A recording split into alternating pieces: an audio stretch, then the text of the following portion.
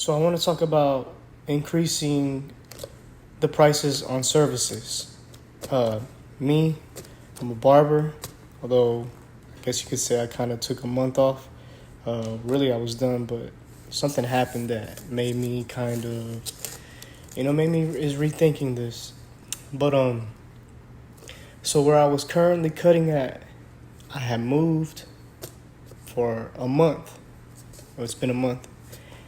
I went back in order to take care of some things. And I said that I would cut a few heads, right? Like 10, 5 Saturday, 5 Sunday. Keep it limited because I had other things to do. So I put the price at 50. It was at 35. And surprisingly, those spots filled up fast and people kept hitting me up. Like they wouldn't stop. And I ended up cutting way more than what I wanted to. And so I actually didn't even get to do what, the whole reason why I went out there for. But, whatever, that's another story. But I ended up, I might have had like my biggest weekend or close to it, considering, it was limited availability. But I found out something, So, and by the way, so everyone was paying me 60. I got, 65, but everybody was paying me 60. I set the price at 50. Everybody was paying it. And like I said, they just kept, I didn't think that they were going to, there would be that many people that were, willing to go ahead and pay the price increase. I was wrong.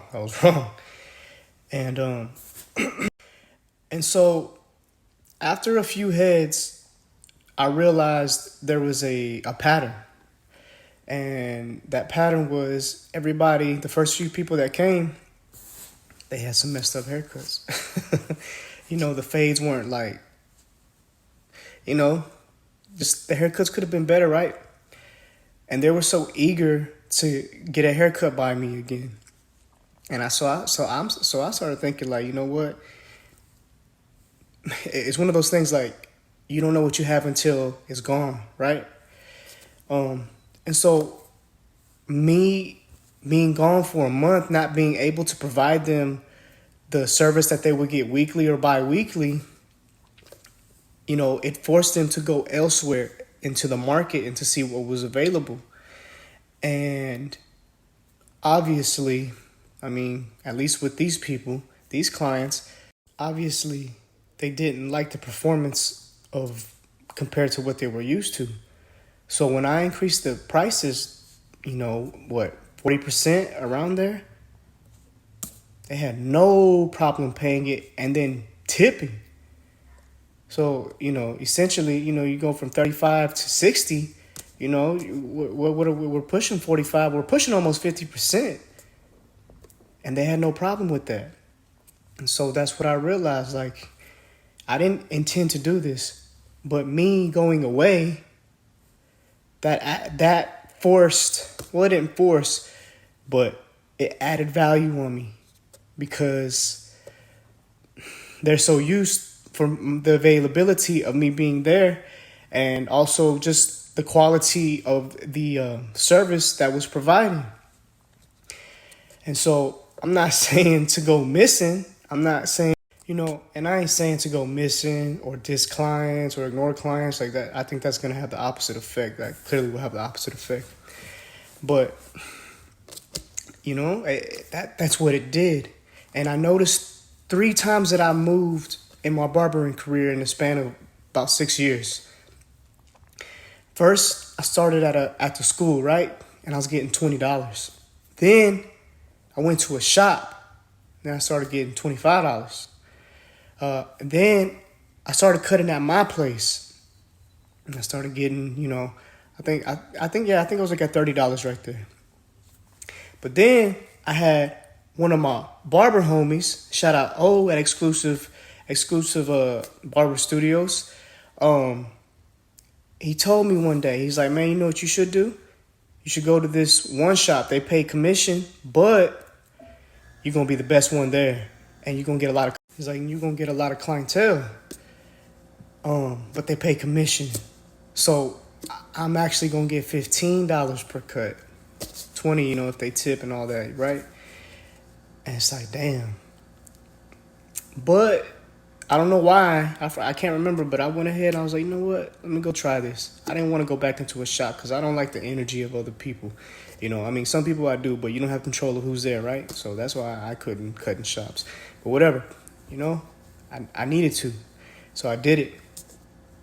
Sure enough, man, I started getting clientele, like big clientele, like, and they're paying the price over there, they paying, $35, $40, $45. I stayed there for about 3 months. And I really liked the shop, but and the people, but it was time for me to go. So, I took my clients with me. Came back to the place I was living where I'm cutting. And they all came. I started getting $35, $40 every head, Some people tip $45, Sometimes you might get $50, but I average, the last time that I checked, it was like $42 a head.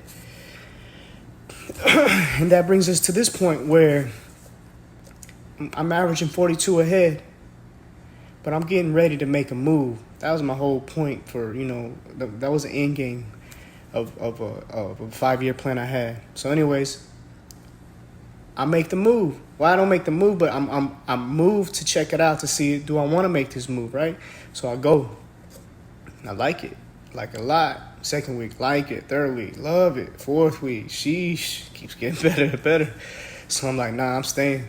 So I go back to, get some things and handle some things. And now they're giving me 60, 65. But yeah, even where I'm at, shout out my boy Romeo, man. Out here in McAllen, Texas. Romeo, he's a man that you might want to know, right? He's somebody. And I cut his hair one time when I was out here. That's the only person that I cut, because now, I've been trading options, and that's what I'm doing full time. Stocks, And so he needed me to cut his hair. So cool, I got you.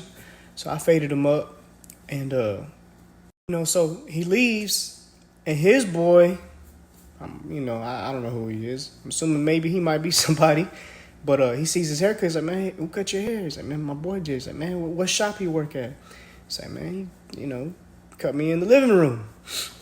So boy's like, man, I'll give him 80, So I don't know. That's why I'm like, you know what? I don't think I'm rethinking of retiring from cutting hair, because I've always had 4 or 5. I don't know. I've had quite a few. Not wasn't the majority, but I had quite a few clients that were always telling me, bro, like they telling me like, bro, if I don't care if you charge 50, I'm coming.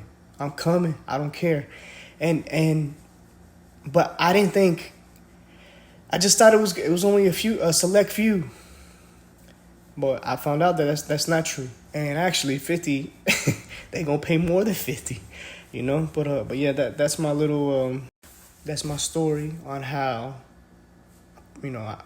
I increased my prices by 50%, not intentionally. But so I don't know. I think there's some nuggets in there for anybody that's providing services or selling a product or whatever it is you do. But man, y'all have a good one. I'm out.